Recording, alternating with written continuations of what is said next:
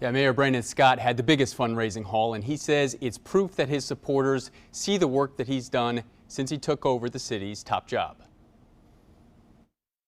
Mayor Scott's campaign finance report shows his campaign raised more than $680,000 over the last year, and he now has about $835,000 in cash on hand as the campaign enters the most competitive phase.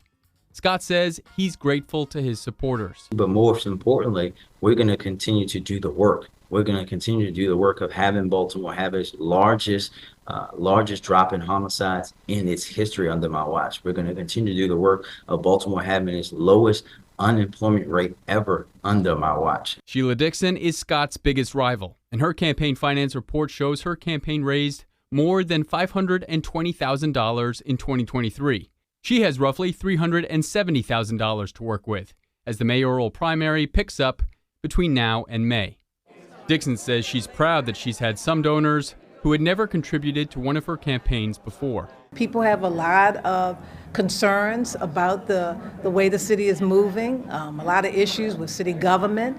And so, we've just trying to get our message out and really just trying to share what I want to accomplish or help to accomplish with people in every community. Bob Wallace rounds out the trio of top fundraisers, with a little more than $250,000 raised in the past year. The majority of that funding is a loan Wallace gave his campaign.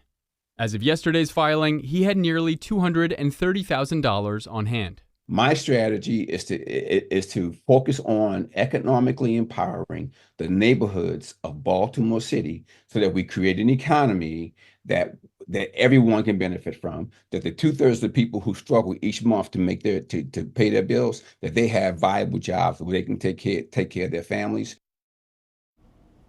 You can find each candidate's full campaign finance report and look at who their donors are right now on the WBAL TV app.